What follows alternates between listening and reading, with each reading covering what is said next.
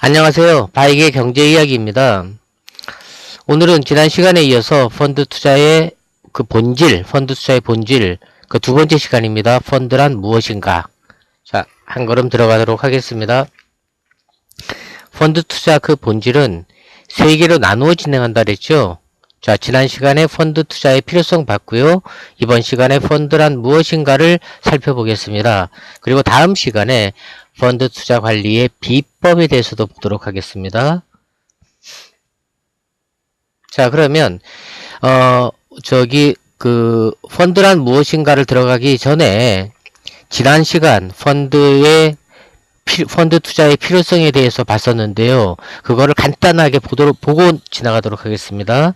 자, 금융회사, 은행, 보험, 증권, 이거 지난 시간 반드시 듣고 오는 게 좋습니다. 은행, 보험, 증권 이 회사들은 이러한 금융 상품을 갖고 이러한 고객들과 더불어 금융시장에 들어간다. 그렇게 말씀을 드렸지요. 그래 금융시장이 뭐냐 하는 거 중요하다고 말씀드렸고요. 그리고 이 예적금의 고객은, 즉 은행은 예적금이 상품이 상품이 예적금이라 그러는데 금융상품을 이거의 고객의 특성은 저축이고요. 그리고 보험회사의 금융상품은 보험상품이라 그러는데 이거의 고객의 특성은 리스크다. 그리고 증권사의 금융상품은 투자상품인데 이 고객들은 대박 또는 쪽박의 특성을 갖고 있다. 이렇게 말씀드렸죠. 그리고 여기 보험회사의 보험상품의 리스크 밑에 경계라는 것은 이 보험상품은 저축의 기능, 이 예적금 저축의 기능도 갖고 있지만은 투자상품의 대박 또는 쪽박의 기능도 함께 갖고 있는 경계성 기능을 갖고 있는 상품이다. 이렇게 말씀드렸습니다. 보험에서 잠깐 좀 보면 여기 VL이라고 있어요. VL. 이걸 Variable Life, 요거는 UL은 Universal Life라 그러는데요.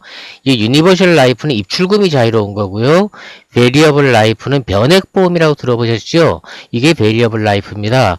근데 이 변액보험이 펀드입니다. 그렇게 이해하시면 됩니다. 자, 그런데 여기서 보시면 은행에서도 펀드 팔지요. 창구에서 팝니다. 보험에서도 펀드 팔지요. 변액보험으로. 그리고 증권에서도 펀드 팔지요. 예. 이 펀드를 그래서 금융상품에 금융시장을 들어가는 금융회사의 공통상품이다. 이렇게 얘기한다 그랬죠. 자, 그러면 이 펀드는 이번 시간에 이제 계속 보고 있는 거죠. 자, 금융시장은 중요해서 다시 한번 보는 겁니다. 은행, 보험, 증권사가 이러한 상품을 갖고 들어가는 것이 자본시장. 그죠? 그리고 이 부동산 펀드나 파생상품이 들어갈 수 있는 게 부동산 시장. 자, 이게 자본시장, 부동산 시장은 금융시장을 얘기하는 거예요. 실물시장이 아닌. 예, 그 부분은 지난번에 제가 강의를 한번 했었죠. 거기에 이 내용이 또 나옵니다. 그리고 원자재 펀드와 파생상품이 들어가는 것은 원자재 시장이라 그랬죠. 그리고 이 자본시장 크게 네 가지로 분류된다 그랬죠. 채권시장, 여러분 아시죠? 이 채권시장은요, 어마어마하게 커요. 인간의 힘으로 어떻게 못해요. 자, 두 번째, 주식시장. 그리고 세 번째, 선물시장. 그리고 네 번째, 외환시장. 조금 전에 말씀드렸는데, 인간의 힘이라는 용어 썼잖아요. 제가 이 금융시장을 이렇게 들여다보면은요, 개미들은요, 구조적으로 대항할 수가 없어요. 그러고요, 이 금융사도 대항하기 어려워요. 이 금융시장의 그 거대함이라는 것은요, 상상을 초월합니다. 이렇게 생각을 합니다. 자, 그래서 이런 개념을 갖고 이번 시간에는 펀드 가입의 프로세스를 들어가 보도록 하겠습니다. 펀드 상품은 어떻게든 개발하는 회사가 있어야 되겠죠? 그럼 개발하는 회사가 있으면은 이 펀드라는 상품을, 금융상품을 개발하는 회사가 이거를 또 판매하는 회사가 있어야 되겠죠? 자, 그러면 개발하는 회사를 자산운용사라 그래요.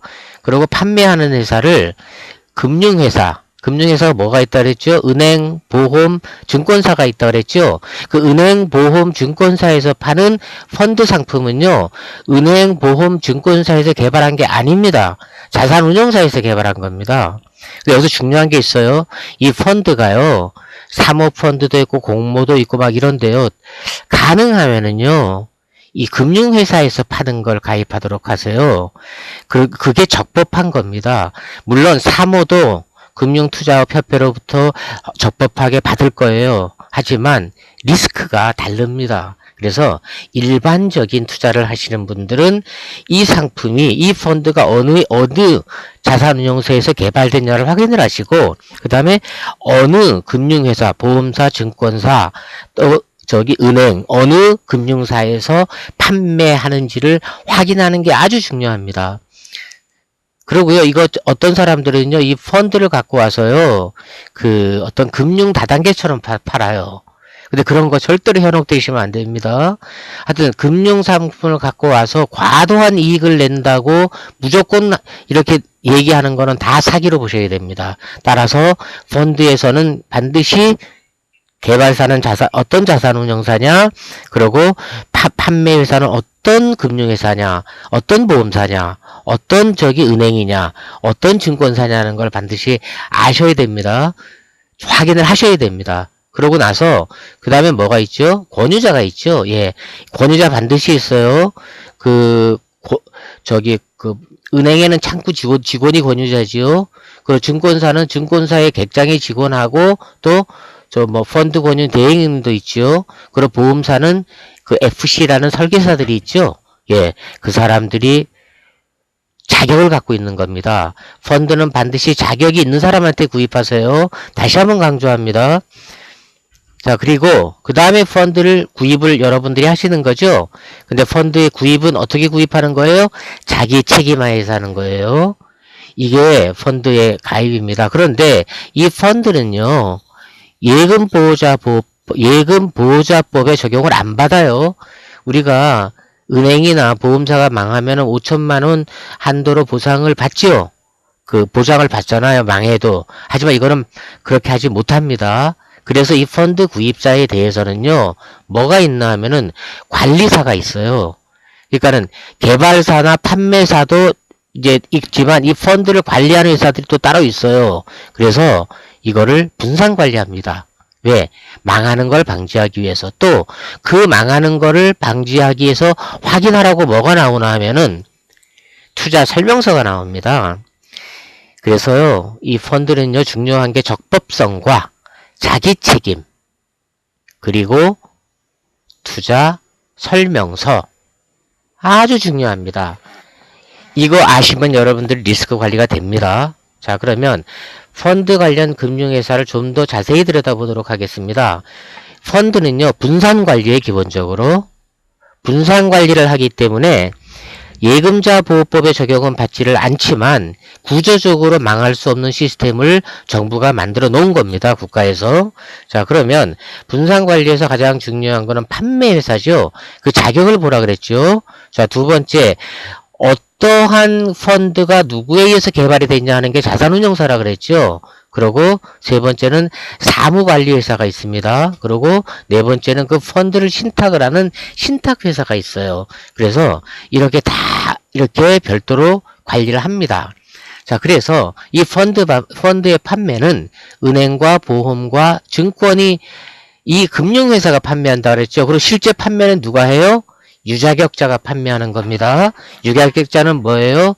은행의 창구나 보험의 창구나 그리고 증권사의 창구 또는 보험회사의 설계사 또는 보험 판매회사, 보험 전문 판매사들 있죠. 그리고 또 뭐가 있죠? 펀드 권유 대행인도 있죠. 예. 그런 금융 투자업 협회라고 있어요. 거기도 중요해요.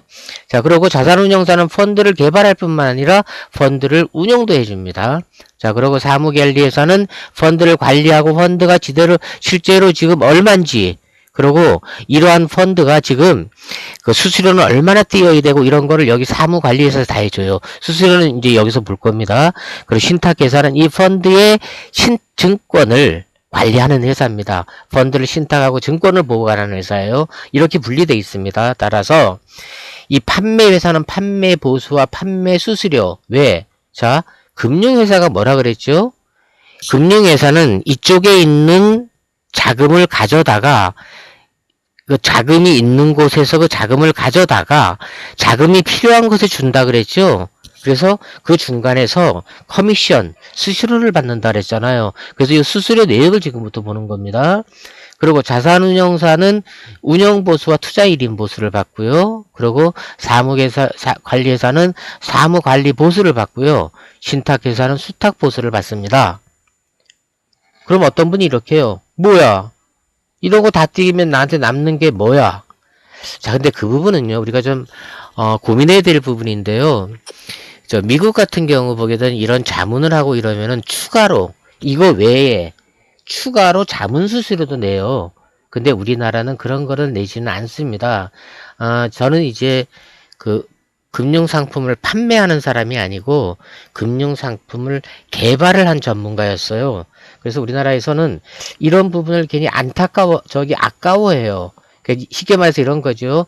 자동차에서 우리는 자동차 정비를 받으러 가게 되면은 정비를 대부분 돈을 안 주잖아요. 나머지 그 부품 값에서 해결하잖아요. 근데 그게 선진화된 기법은 아닌 것 같아요.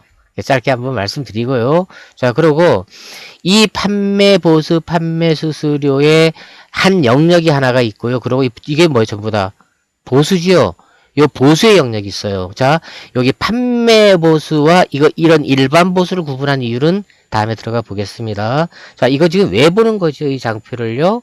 펀드는 분산관리한다. 예금보호자법의 적용은 못 받지만 이렇게 각 회사들이 각각의 기능을 갖고 있다. 따라서 이 펀드는 잘 관리되게 되면 망할 가능성은 없다.